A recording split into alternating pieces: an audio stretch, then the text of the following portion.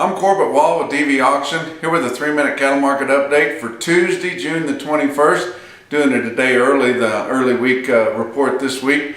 But you look and the landslide continues. We knew that all your markets were going to be lower to start the week off this week after that sharply lower fat cattle trade last week and just terrible week last week. And these early week markets just hadn't caught up with that yet. So we knew there's no surprise.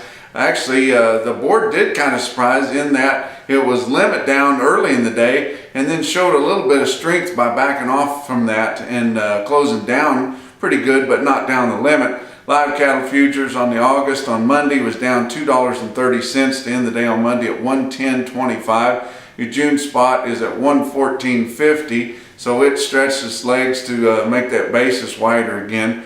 But feeder cattle futures on the August, they had a big recovery because they were down really hard and only closed 75 cents down at 136.67.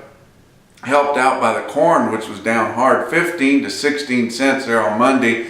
And all your ag commodities were just down really hard on Monday.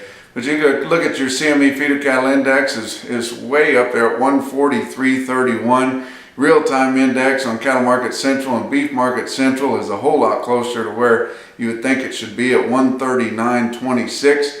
Your weighted average on your fat cattle trade, your horde fat cattle trade they had last week on just 49,200 head, so incomplete show list clearance there. But your weighted average on your steer price there on live steer was 120.59, which was down $6.93. That's the lowest we've traded fat cattle so far this year.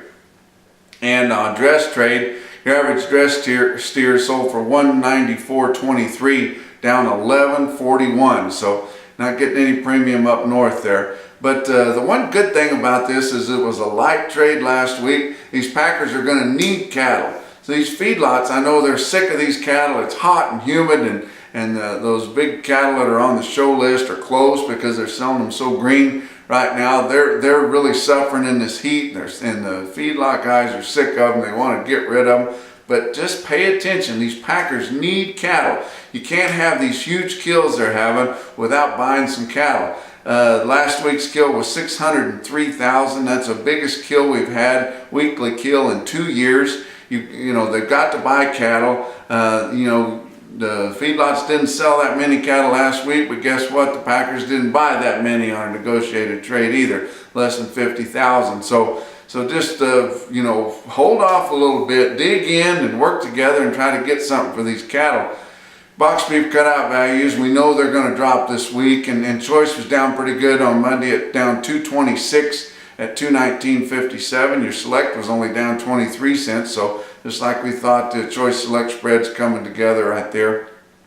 Look at some cash feeder markets. Oklahoma City on Monday had around 5,300 head, real light run for them, but of course everybody knew that the market was going to be down hard again, and it was so hot, it was really hard for guys to move cattle in that country. But your feeders down another $2 to $6. That's similar to what they were down the previous week. So they've lost a lot of ground here in 2 weeks. And they had enough calves to call a market, calling it 10 to 15 bucks lower. Joplin only had 3,500 head, called their feeders 5 to 10 lower and calves 10 to $12 lower. This feeder cattle market, we need to find a little bump in it somewhere, because as soon as we get back from 4th of July, we've got some big video sales. Plus, we've got a lot of cattle moving off the double stock pastures in your major grazing areas in your Osage and your Flint Hills there. So it's lining up where we may get a big sell-off and get it oversold and then find a little bump right there in early to mid July.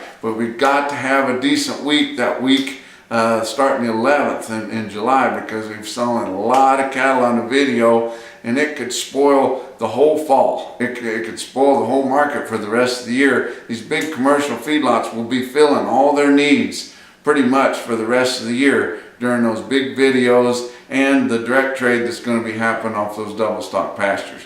You look at the individual quote there in Salina, Kansas, Farmers and Ranchers Livestock on Monday, about 1 p.m. had 129 steers, weighed 938 at just 130.60. And this thing is really dropping fast. But that's 3 minutes, and we'll talk to you later in the week.